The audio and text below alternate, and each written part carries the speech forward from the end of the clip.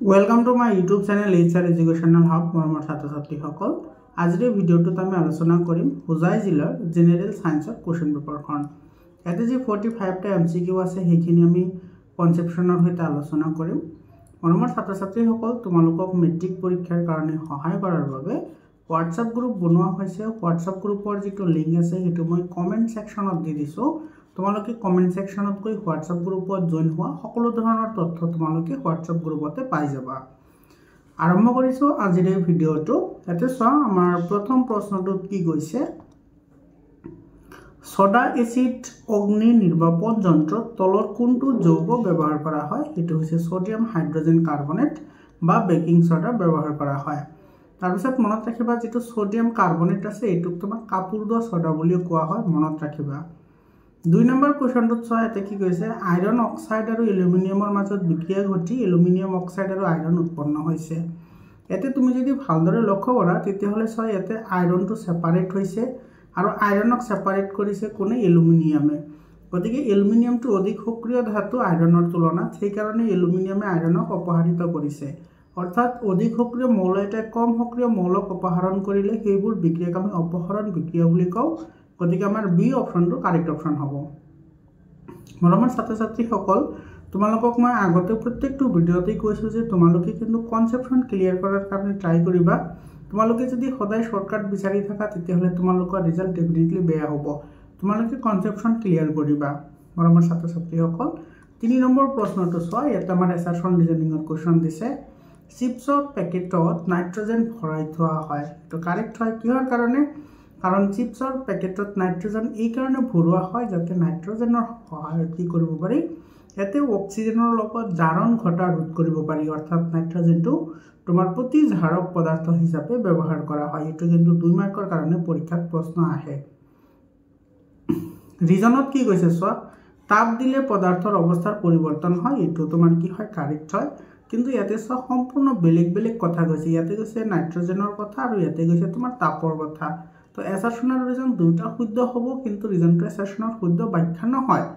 গতিকে এটো আমাৰ কি হ'ব বি অপশনটো আমাৰ কাৰেক্ট অপশন হ'ব তাৰ পিছত তোমাৰ 4 নম্বৰ কোৱেশ্চনটো তোমাৰ কি কৈছে চোৱা ইয়াতে লেড নাইট্ৰেট পাউডাৰ উত্তপ্ত কৰিলে মুগা পৰণীয়া ধোঁৱা নিৰ্গত হয় এই ধোঁৱাবোৰ হ'ল তোমাৰ নাইট্ৰজেন ডাই অক্সাইড এটো তোমাৰ কি হ'ব এ অপশনটো কাৰেক্ট অপশন হ'ব ইয়াতে চোৱা তুমি যেতিয়া লেড নাইট্ৰেটক যেতিয়া তুমি তাপ দিবা এটো লেড নাইট্ৰেট NO3 2 এটুক যেতিয়া তাপ দিয়া হয় তেতিয়া হলে উৎপন্ন হয় তোমাৰ লেড অক্সাইড তাৰ পিছত নাইট্ৰজেন ডাই অক্সাইড আৰু কি উৎপন্ন হয় অক্সিজেন উৎপন্ন হয় এই যেটো নাইট্ৰজেন ডাই অক্সাইড আছে এটোৰ বৰণ হৈছে মুগা বৰণ আৰু এটো উৎপন্ন হয় গতিকে তোমাৰ এটো এ নম্বৰ অপশনটো কাৰেক্ট হ'ব 5 নম্বৰ কোৱেশ্চনটো চোৱা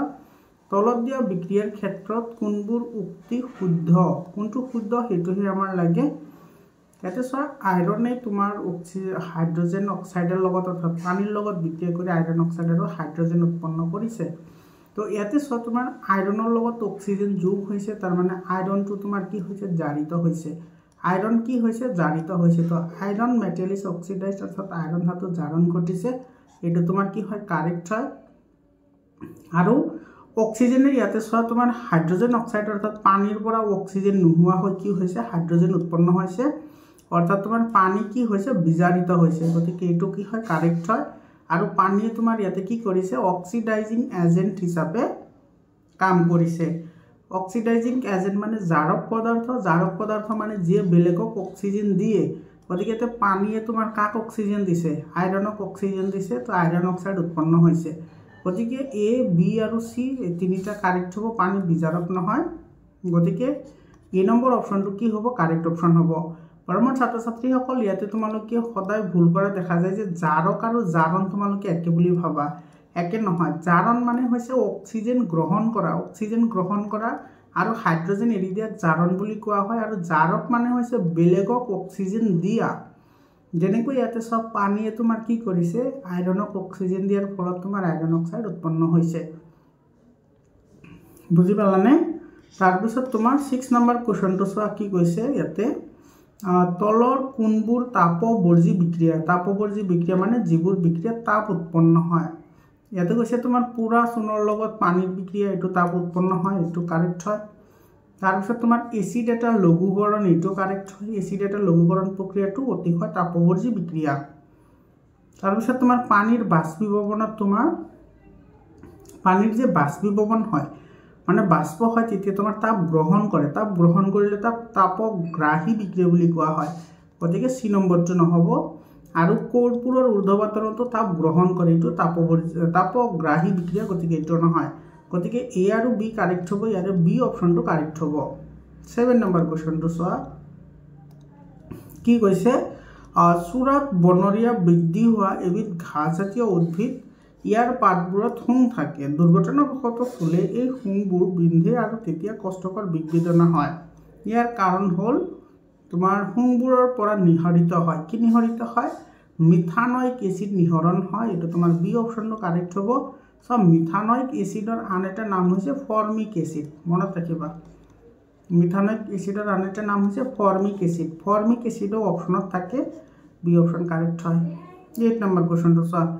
তীব্ৰ অম্ল আৰু মৃদু ক্ষাৰকৰ সৈতে বিক্ৰিয়া কৰি পোৱা মিশ্ৰণৰ pHৰ মান কি হ'ব ইয়াতে চোৱা তীব্ৰ অম্ল আছে আৰু মৃদু কি আছে ক্ষাৰক আছে তেতিয়া হলে তোমাৰ চোৱা ইয়াতে যেহেতু অম্লটো তীব্ৰ হয় গতিকে যেটো লৱণ উৎপন্ন হ'ব হেতু তোমাৰ অম্ল প্ৰকৃতিৰ হ'ব আৰু অম্ল প্ৰকৃতিৰ হলে pHৰ মান সদায় 7তকৈ কম হয় গতিকে বি অপশনটো কি হ'ব ইয়াৰে কাৰেক্ট অপশন হ'ব তাৰপিছত তোমাৰ 9 নম্বৰ প্ৰশ্নটো চোৱা কি কৈছে এটা দ্ৰৱই গুৰি কৰি লোৱা কণীৰ খোলাৰ সৈতে বিক্ৰিয়া কৰি গেছ উৎপন্ন কৰে গেছটোৱে চূণ পানী ঘোলা কৰে দ্ৰৱটোত কি আছে এটা হাইড্ৰক্লৰিক এসিড আছে এটো তোমালোকৰ এক্সাৰসাইজৰ পৰা কোৱেশ্চনটো দিছে মৰমৰ ছাত্ৰ ছাত্ৰীসকল তোমালোকে যদি আজমল সুপাৰ 40 কাৰণে যদি প্ৰিপাৰেচন কৰিব বিচৰা তেতিয়া হলে মোৰ চেনেলত যদি প্ৰিপাৰেচন কৰিব পাৰিবা তোমালোকে হোৱাটছআপ গ্ৰুপত জয়েন হোৱা আৰু মোৰ চেনেলটো সাবস্ক্ৰাইব কৰা আৰু তোমালোকৰ সায়েন্সৰ তাৰপিছত ম্যাথছৰ সোশিয়াল সায়েন্স আৰু এছামিজ এই চাৰিটা সাবজেক্টৰ যদি চেপ্টাৰ ওয়াইজ যদি তোমালোকৰ ইবুক লাগে তেতিয়া হলে তোমালোকে ল'ব পাৰিবা ইবুকৰ কাৰণে তোমালোকে এইটো নম্বৰত হোৱাটছআপ কৰিবা 7002824673 এইটো নম্বৰত তোমালোকে হোৱাটছআপ কৰিবা ইবুক পাই যাবা একেবাৰে কম দামতে পাবা মৰমৰ ছাত্ৰ ছাত্ৰীসকল ইবুকৰ পৰা তোমালোকে 99% কোৱেশ্চন তোমালোকে কমন পাবা তাৰ পিছৰ প্ৰশ্নটো চোৱা 10 নম্বৰত কি কৈছে জিটু অক্সাইড হাইড্ৰক্লৰিকৰ লগতে পটাছিয়াম হাইড্ৰক্সাইডৰ সৈতে বিক্ৰিয়া কৰি সংশ্লিষ্ট নিমখ আৰু পানী দিব পাৰে হিয়া হল এতে চোৱা এতে তোমাৰ কোৱেশ্চনটো অলপমান ট্ৰিকি কৈ সুধিছে এতে চোৱা এচিডৰ লগত হাইড্ৰক্লৰিক এসিড আৰু পটাছিয়াম হাইড্ৰক্সাইড দুটাৰ লগত বিক্ৰিয়া কৰি নিমখ আৰু পানী উৎপন্ন কৰে এতিয়া তোমালোকে মনত পেলোৱা যে কোনটো বিক্ৰিয়াই তোমাৰ নিমখ আৰু পানী উৎপন্ন হয় হেতু হৈছে তোমাৰ প্ৰশমন বিক্ৰিয়া কি বিক্ৰিয়া প্ৰশমন বিক্ৰিয়াত এচিড আৰু ক্ষাৰকৰ মাজত বিক্ৰিয়া ঘটি লৱণ আৰু পানী উৎপন্ন কৰে আৰু যিবোৰ অক্সাইডে এচিড আৰু ক্ষাৰক দুটাৰ লগত বিক্ৰিয়া কৰি নিমখ আৰু পানী উৎপন্ন কৰিব পাৰে সেইবোৰক উভধৰ্মী অক্সাইড বুলি কয় কি বুলি কয় উভধৰ্মী অক্সাইড এটো মনত ৰাখিবা বহুত ইম্পৰ্টেন্ট হয় তো ইয়াৰ পৰা তুমি উলাব লাগে যে কোনটো উভধৰ্মী অক্সাইড হয় হেতুহে তুমি উলাব লাগে এটো হ'ব এলুমিনিয়াম অক্সাইড বি অপশনটো কাৰেক্ট হ'ব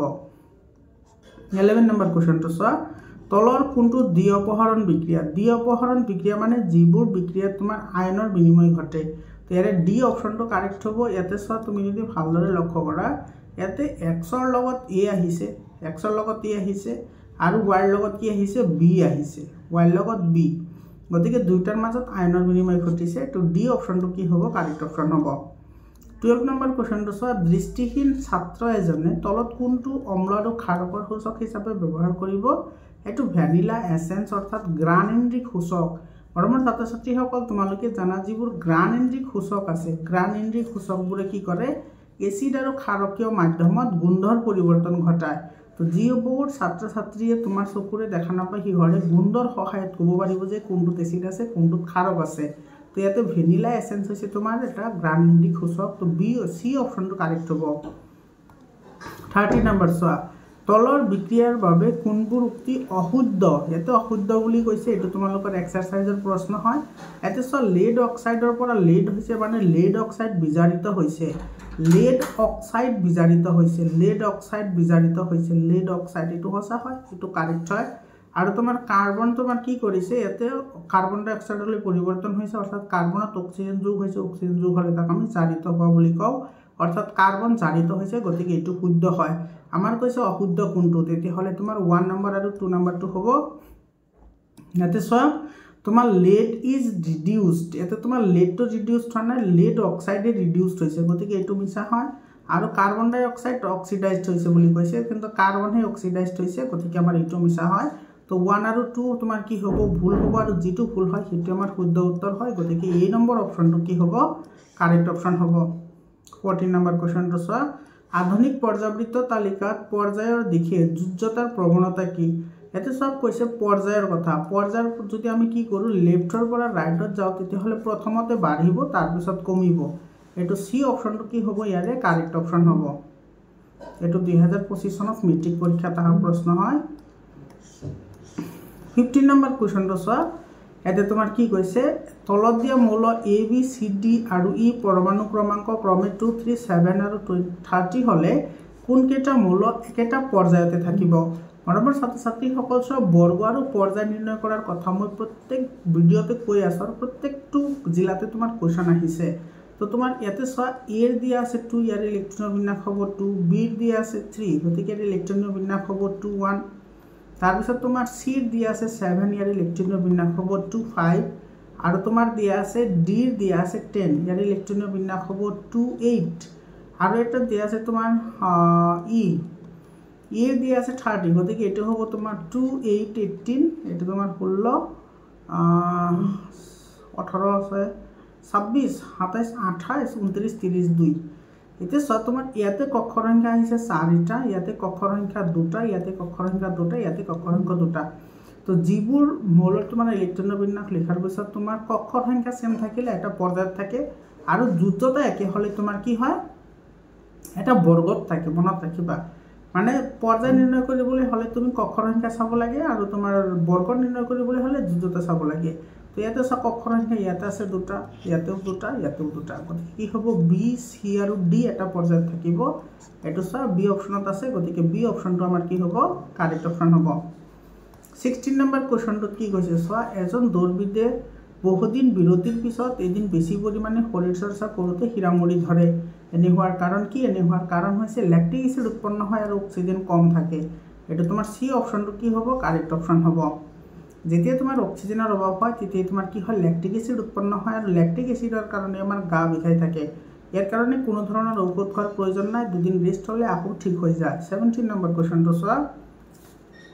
17 নম্বৰত কি কৈছে মৌলৰ পাৰমাণবিক সংখ্যাৰ ক্ষেত্ৰত কোনটো সঠিক অধক্ৰম পাৰমাণবিক সংখ্যাৰ ক্ষেত্ৰত কৈছে তো ইয়াতে সব ক্লোৰিনৰ 17 সিলিকনৰ 14 এলুমিনিয়ামৰ 13 ম্যাগনেসিয়ামৰ 12 আৰু তোমাৰ নিয়নৰ 10 এটো সব অধক্ৰম এটো তোমাৰ ডাঙৰৰ পৰা সৰুলৈ আছে তো ডি অপচনটো কি হ'ব কাৰেক্ট অপচন হ'ব 18 নম্বৰ কোৱেশ্চন আধুনিক পৰ্যাবৃত্ত তালিকাৰ ক্ষেত্ৰত কোন কেটা অশুদ্ধ এটো কৈছে আমাৰ অশুদ্ধবোৰ কোন হেইবোৰ আমাৰ লাগে গতিকে আধুনিক পৰ্যাবৃত্ত তালিকাত 18টা অনুভূমিক সাৰি আছে যাক পৰ্যায় বোলে এটো মিছা কথা কাৰণ তোমাৰ 18টা অনুভূমিক সাৰি আছে যাক বৰ্গ বুলি কোৱা হয় গতিকে এটো মিছা হয় আৰু কৈছে তোমাৰ মৌলৰ বিদ্যুৎ ঋণাত্মকতা বৰ্গ এটাৰ ওপৰৰ পৰা তললৈ ক্ৰমান্বয়ে বাঢ়ে এটা বিদ্যুৎ ঋণাত্মকতা ওপৰৰ পৰা তললৈ বাঢ়ে বুলি কৈছে এটো তোমাৰ কি হ'ব মিছা হ'ব কাৰণ বিদ্যুৎ ঋণাত্মকতা তোমাৰ তলৰ পৰা ওপৰলৈহে বাঢ়ে তলৰ পৰা ওপৰলৈ বাঢ়ে এটা কৈছে ওপৰৰ পৰা তললৈ বাঢ়ে গতিকে 2 নম্বৰটো কি হ'ব মিছা হ'ব ইয়াত 7টা অনুভূমিক সাৰি আছে যাক পৰ্যায় বোলে এটো সঁচা হয় আৰু যোজক ইলেক্ট্ৰনৰ ওপৰত কাৰ্যকৰী নিউক্লিয়াৰ আধানৰ মান পৰ্যায়ৰ বাওফালৰ পৰা সোফাললৈ বাঢ়ে এটো সঁচা হয় গতিকে আমাৰ মিছাবোৰ লাগে গতিকে 1 আৰু 2 মিছা হ'ব 1 আৰু 2 কোনটো অপচনত আছে চোৱা 1 আৰু 2 এটো এ নম্বৰ অপচনত আছে গতিকে আমাৰ এ নম্বৰ অপচনটো কি হ'ব কাৰেক্ট অপচন হ'ব তাৰ পিছত 19 নম্বৰ কোৱেশ্চনটোত তোমাৰ কি কৈছে চোৱা ইয়াতে x y আৰু z তিনিটা মৌলৰ ইলেক্ট্ৰনৰ বিন্যাস ক্ৰমে x ৰ 28 y হৈছে 287 আৰু 282 কোনটো শুদ্ধ হয় এতে চোৱা x ত তোমাক দিছে 28 হলে ইয়াৰ যোজ্যতা কিমান আছে 0 যোজ্যতা যদি 0 হয় তেতিয়া হলে x টো অধাতু হ'ব x অধাতু এটা আছে 287 এটা আছে যোজ্যতা 1 হয়নে 287 হলে 17 হলে এটো ক্লোৰিন হয় এটো হৈছে তোমাৰ কি নিয়ন আৰু 2 8 2 12 12 হলে তোমাৰ কি হ'ব ম্যাগনেসিয়াম হ'ব নহয় জানো গতিকে x হ'ব অধাতু x অধাতু আৰু y টো অধাতু হয় আৰু z টো তোমাৰ ধাতু হয় তো y টো নন মেটাল z টো অধাতু এটো তোমাৰ ডি অপশনটো কি হ'ব কাৰেক্ট অপশন হ'ব 20 নম্বৰ কোৱেশ্চনটো চোৱা 20 নম্বৰ কোৱেশ্চনটো তোমাৰ কি কৈছে ইয়াতে স্বাভাৱিক মানুহৰ তেজ চলাচল কৰাত কোনটো পৰ্যায়ত অক্সিজেন তেজ সকলো অংশই তোমাৰ কি কৰে বিতৰণ কৰে সকলো অংশতে তোমাৰ কি কৰে বিতৰণ কৰে কোনটোৰ সহায়ত এটো তোমাৰ কৰিব তোমাৰ যেতিয়া বাম নিলয়ৰ সংকোচন ঘটিব এটো তোমাৰ বি অপশনটো কি হ'ব কাৰেক্ট অপশন হ'ব 21 নম্বৰ কোৱেশ্চনটো চোৱা কি কৈছে মানুহৰ দেহৰ পৰা মূত্ৰ নিষ্কাশন হ'বলৈ হলে এটো তো নহয় লাষ্টত তোমাৰ ইউৰিটাৰ আহিছে লাষ্টত ইউৰিথ্ৰা থাকিব গতিকে ডি নম্বৰটো নহয় মূত্ৰবাহী নলী এটো সি অপশনটো ইয়াৰ কি হ'ব কাৰেক্ট অপশন হ'ব সি অপশন কাৰেক্ট অপশন হয় 22 নম্বৰ কোৱেশ্চনটো চোৱা 22 নম্বৰ কোৱেশ্চনত কি কৈছে শ্বসনত গেছৰ আদান প্ৰদান সংগঠিত হয় শ্বসনত তোমাৰ কোত তাৰ মানে গেছৰ আদান প্ৰদান সংগঠিত হয় এটো হৈছে হাওঁফাওঁৰ বায়ু কোপত বি অপশনটো কাৰেক্ট হয় 23 নম্বৰ এতে কৈছে পত্ৰৰন্ধ্ৰ বন্ধ হয় পত্ৰৰন্ধ্ৰ বন্ধ হয় কেতিয়া বন্ধ হয় পত্ৰৰন্ধ্ৰ যেতিয়া তোমাৰ হালুক সংশ্লেষণৰ বাবে কাৰ্বন ডাই অক্সাইডৰ প্ৰয়োজন নহয় হয় কাৰ্বন ডাই অক্সাইডৰ প্ৰয়োজন নহলে তোমাৰ এটো কি হৈ থাকে বন্ধ হৈ থাকে আৰু ৰক্ষী কোষৰ পৰা পানী ওলাই যায় তেতিয়া বন্ধ হৈ থাকে গতিকে কি হ'ব 2 আৰু 3 নম্বৰ অপশনটো কাৰেক্ট হ'ব 2 আৰু 3 কোনটো অপশনত আছে এটো সি অপশনত আছে গতিকে আমাৰ সি অপশনটো কাৰেক্ট হ'ব তাৰ পিছৰ প্ৰশ্নটো চোৱা 24 নম্বৰটো চোৱা ইয়াতে তোমাৰ এটো মিলাব দিছে এটো 1 2 3 আৰু এটো হৈছে 4 এটো হৈছে তোমাৰ কি এটো মুখ গহ্বৰ এটো হৈছে কি মুখ গহ্বৰ এটো হৈছে তোমাৰ পাকস্থলী এটো হৈছে ক্ষুদ্ৰান্ত্ৰ আৰু এটো হৈছে বৃহদান্ত্ৰ তুমি প্ৰথমতে অংগকেইটাৰ নামটো জানিব লাগিব এটো হৈছে তোমাৰ মুখ গহ্বৰ এটো হৈছে পাকস্থলী এইখিনি পাকস্থলী হয় তাৰ পিছত তোমাৰ এইখিনি যেনেকৈ যে আছে এইখিনি হৈছে তোমাৰ ক্ষুদ্ৰান্ত্ৰ আৰু তোমাৰ এই এনেকৈ যে আছে এইখিনি হৈছে কি তোমাৰ বৃহদান্ত্ৰ এতিয়া চোৱা এই এটা মিলাবলৈ দিছে চোৱা এটা মিলাব দিছে এই গুটেখিনি আমাৰ মিলাবলৈ দিছে চাবা এটো কি কৈছে এক নম্বৰটো মুখ গহ্বৰ আছিল তো মুখ গহ্বৰত তোমাৰ পাচন কাৰ্যৰ আৰম্ভ হয় গতিকে এটো 1 2 বিৰ লগত মিলিব 2 নম্বৰ আছিল পাকস্থলী হয়নে পাকস্থলী তোমাৰ কি কৰে লাইপেজ এমাইলেজৰ ক্ৰিয়া কাৰ্যকৰ তোমাৰ কি কৰে বৃদ্ধি কৰে হাইড্ৰোক্লোৰিক এসিডে কি কৰে বৃদ্ধি কৰে তাৰ পিছত তোমাৰ 3 নম্বৰত আছিল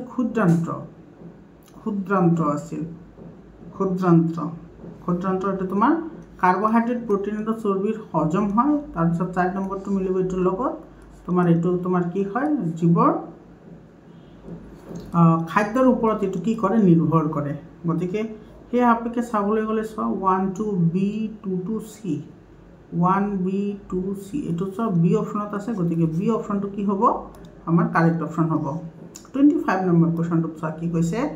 উদ্ভিদ আৰু মানুহৰ দেহত ক্ৰমে কি হিচাপে সঞ্চিত হয় উদ্ভিদৰ দেহত সঞ্চিত হয় শ্বেতসাৰ হিচাপে আৰু মানুহৰ দেহত সঞ্চিত হয় গ্লাইকোজেন হিচাপে শ্বেতসাৰ আৰু গ্লাইকোজেন এই নম্বৰ অপশনটো কাৰেক্ট অপশন হয় 26 নম্বৰ চোৱা স্নায়ুকোষ এটাত বৈদ্যুতিক প্ৰেৰণা সঠিক ক্ৰমটো প্ৰথমত ডেনড্ৰাইট তাৰ পিছত কুবডে তাৰ পিছত এক্সন ডেনড্ৰাইট আচ্ছা এই নম্বৰ অপশনতে আছে গতিকে এই নম্বৰ অপশনটো কাৰেক্ট অপশন হ'ব 27 নম্বৰ কোৱেশ্চনটো তোমাৰ কি কৈছে চোৱা কবিতা এটা লিখোতে মগজুৰ কাৰ্যক্ষম হোৱা অংশটো কবিতা লিখিবলৈ হলে তোমাৰ কি লাগে কবিতা লিখিবলৈ হলে তুমি চিন্তা কৰিব লাগে থিংকিং কৰিব লাগে গতিকে চিন্তাৰ উদ্বেগ কোনে কৰে সেৰিব্ৰামে কৰে এটো তোমাৰ সি অপশনটো কি হ'ব কাৰেক্ট অপশন হ'ব 28 নম্বৰ কোৱেশ্চনটো চোৱা মুখ্য চিন্তা ভাৱনাৰ অংগ সেৰিবেলামেহে কৰে এটো তোমাৰ এই অপশনটো কাৰেক্ট হ'ব সৰি 27 এৰ এই অপশনটো কাৰেক্ট হ'ব সেৰিবেলামে কৰে সেৰিব্ৰাম নহয় সেৰিব্ৰামে অনৈচ্ছিক কাৰ্যবোৰ নিয়ন্ত্ৰণ কৰে সেৰিবেলামে ঐচ্ছিক কাৰ্যবোৰ নিয়ন্ত্ৰণ কৰে এটো তাৰপিছত 28 নম্বৰ কোৱেশ্চনটো চোৱা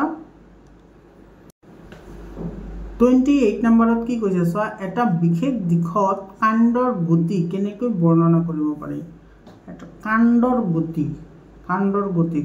গতি হলে মাধ্যাকাৰখনৰ বিৰুদ্ধে এটো এই নম্বৰ অপশনটো কারেক্ট হ'ব রাসায়নিক পদার্থ পানির উৎসর ফালে নহয় পানির উৎসর ফালে তো এটা তোমার ভূকেন্দ্র জলানু বেগ হৈ গল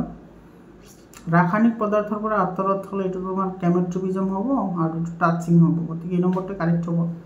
29 নম্বৰ কুৱেশ্যনটোত কি কৈছে চোৱা, উদ্ভিদৰ কোষ বিভাজনত সহায় কৰে চাইটোকাইনিনে। এই নম্বৰ চি নম্বৰ অপশ্যনটো কাৰেক্ট হয়। চাইটোকাইনিনে কোষ বিভাজনত সহায় কৰে, অক্সিনে উদ্ভিদৰ বৃদ্ধিত সহায় কৰে, কেপচাইচিক এচিডে উদ্ভিদৰ বৃদ্ধিত বাধা দিয়ে আৰু জিবাৰেলিনে কোষৰ আকাৰ ডাঙৰ কৰে। 30 নম্বৰ, দুটা নিউৰনৰ মাজত খালী ঠাইক কি বুলি কয়, সাইনেপ্স বুলি কোৱা হয়। বি অপশ্যন কাৰেক্ট হ'ব। 31 নম্বৰ কুৱেশ্যনটো চোৱা, কোনটো বিকল্পই জীৱাশ্ম ইন্ধনক শক্তিৰ উৎস হিচাপে ব্যৱহাৰ কৰাৰ অসুবিধা ব্যাখ্যা কৰে। অসুবিধা, ই জ্বলিলে বায়ুমণ্ডলৰ ক্ষতিকাৰক গেছ নিৰ্গত কৰে, পৃথিৱীৰ গভীৰতা নিষ্কাশন কৰা হয়, এইটো নহয়। জ্বলন প্ৰক্ৰিয়াত অক্সিজেন ব্যৱহাৰ হয়, এইটো নহয়। ইয়াৰ পৰিবহণ কৰাটো কঠিন, এইটো নহয়। তো তোমাৰ এই নম্বৰ অপশ্যনটো কি হ'ব, কাৰেক্ট অপশ্যন হ'ব। এইটো তোমাৰ পৰিৱেশৰ প্ৰদূষণ ঘটায়। 32 নম্বৰ কুৱেশ্যনটো চোৱা, তলৰ কোনটো অপৰম্পৰাগত শক্তিৰ উৎস, এইটো সৌৰ শক্তি হ'ব। অপৰম্পৰাগত শক্তিৰ উৎস হ'ব সৌৰ শক্তি। তাৰপিছত 33 নম্বৰ কুৱেশ্যনটোত কৈছে তোমাৰ জৈৱ গেছৰ মুখ্য উপাদান কি, মিথেন, এইটো। আৰু এইটো মনত ৰাখিবা কিমান পাৰ্চেণ্ট থাকে, 75% থাকে, এইটো চি অপশ্যনটো কাৰেক্ট হ'ব। 34 নম্বৰ কুৱেশ্যনটো চোৱা, কি কৈছে, জলবিদ্যুৎ প্ৰকল্পত বেছি উচ্চতাৰ পৰা পানী পৰিলে বেছি পৰিমাণে শক্তি উৎপন্ন হয়, কাৰণ বেছি পৰিমাণৰ স্থিতিশক্তি গতিশক্তিলৈ ৰূপান্তৰ হয়, এইটো বি অপশ্যনটো কি হ'ব, কাৰেক্ট অপশ্যন হ'ব। 35 নম্বৰ কুৱেশ্যনটো চোৱা, সৌৰকোষ প্ৰস্তুতকৰণত ব্যৱহাৰ কৰা হয় কি, চিলিকন, এইটো তোমাৰ চি অপশ্যনটো কাৰেক্ট হ'ব। পোহৰৰ প্ৰতিফলনৰ সূত্ৰসমূহ সকলো ক্ষেত্ৰতে প্ৰযোজ্য, সকলো প্ৰতিফলন পৃষ্ঠৰ বাবে প্ৰযোজ্য, এইটো চি অপশ্যনটো কাৰেক্ট হ'ব। 37 নম্বৰত কি কৈছে চোৱা, মাধ্যম এটাৰ প্ৰতিসৰণ কৰিব পৰা সামৰ্থ্যক কি বুলি কোৱা হয়। মাধ্যম এটাৰ পোহৰৰ প্ৰতিসৰণ কৰিব পৰা সামৰ্থ্যক কি বুলি কোৱা হয়, আলোকীয় ঘনত্ব, এইটো বি অপশ্যনটো কি হ'ব, কাৰেক্ট অপশ্যন হ'ব। 38 নম্বৰ কুৱেশ্যনটোত কৈছে, এজন শিশুৱে যাদুকৰী দাপোনৰ সন্মুখত থিয় হৈ আছে, তেওঁৰ মূৰৰ প্ৰতিবিম্বটো ডাঙৰ দেখিলে, ডাঙৰ প্ৰতিবিম্ব গঠন কৰে কোনে, অৱতল দাপোনে। তো তোমাৰ কি হ'ব, অৱতল, এইটো কি হ'ব, অৱতল হ'ব। শৰীৰৰ মধ্যভাগৰ অংশ একে আকাৰ, একে আকাৰত তোমাৰ কোনে গঠন কৰে, সমতল দাপোনে। আৰু ভৰি আৰু তোমাৰ দেখিলে ভৰি দুখন সৰু সৰু তোমাৰ কোনে কৰে, সৰু কৰে উত্তল দাপোনে, এইটো উত্তল দাপোনে। গতিকে কি কি দাপোন হ'ব, তো তোমাৰ অৱতল, সমতল আৰু উত্তল হ'ব,